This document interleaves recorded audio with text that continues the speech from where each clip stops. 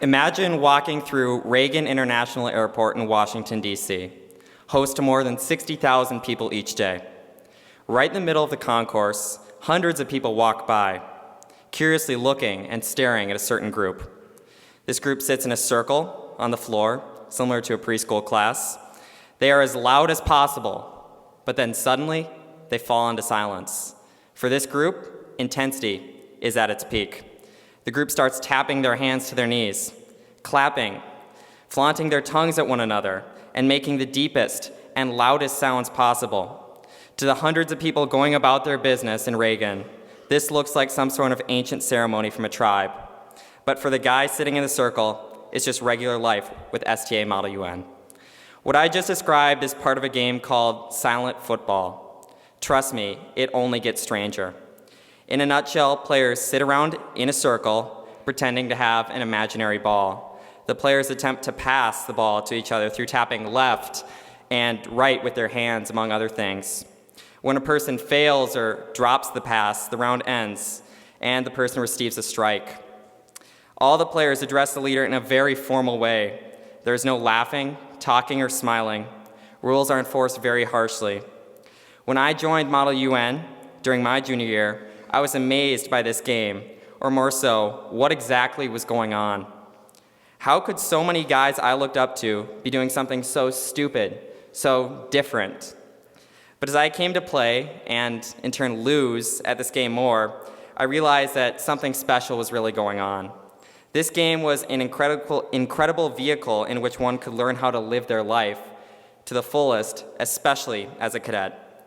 And there are some people who are just naturally awful at silent football. That's me. But through playing more and succeeding more eventually, I learned 3 things that help one's chances immensely: listening, maintaining the right mindset, and persistent dedication. And of course, this also helps as a cadet. In silent football, you have to force yourself to listen. There's no talking out of turn. With the rules of the game, one is forced to listen before they respond, and it helps. However, if we applied these same rules to the real world, we'd see significant improvement as well. So many of us immediately hear something just to create a response in our head. What are we going to say next? How can we top what the previous person said? But in the end, our responses often end up being flat out pointless or unauthentic. When someone is trying to tell us something important, something vital, if we don't listen, we make it very clear that the situation's not about them, it's about us. In the band program here, we often hear the expression, listen louder than you play. This helps make a better overall sound in the ensemble, more balance. Just the same applies to our conversations in life and in silent football. Next, the people that lose in the game often fall apart very, very quickly.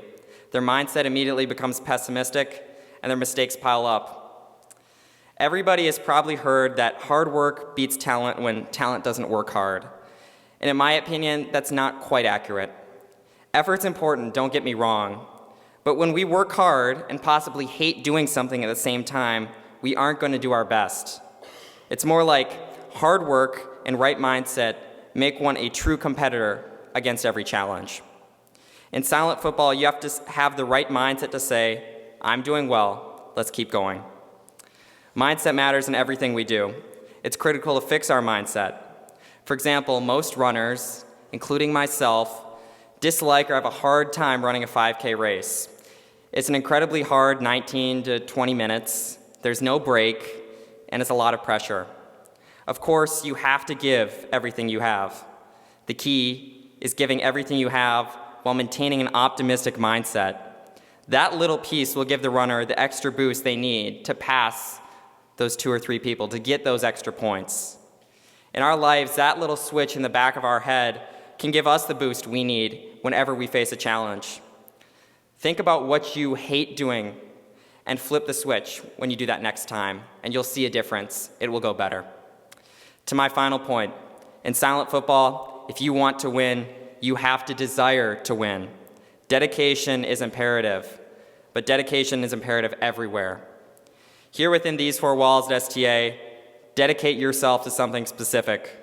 It's far too hard to try to be good or even satisfactory at everything here. Fix one thing you don't like. Get 1% better within your activity. Every person in this room can be excellent at something here at STA, whether that's a sport or an activity or academics or being that guy who somebody can go to in a time of need. Be that, dedicate yourself to that thing. Find out what that is. Here, I believe I made a dedicated contributions in our music programs. Find out what you can dedicate yourself to. All activities are great. All activities are equal. Be proud. As a person who took a little bit of a unique path in terms of activities and social life here at STA, trust me, this institution will support you in whatever you do. Music, theater, honor guard, football, quiz bowl, golf, Nordic, it doesn't matter. Find your passion, dedicate yourself to that thing. You can achieve excellence. If you put time into being the best at silent football, you see what happens. In all reality, though, silent football isn't that important or glorifying, but if you put time to it, you will be the best. What can you be the best at? As I finish, imagine yourself in a game of silent football. The ball is in your hands. You can pass. You can succeed. It's your choice.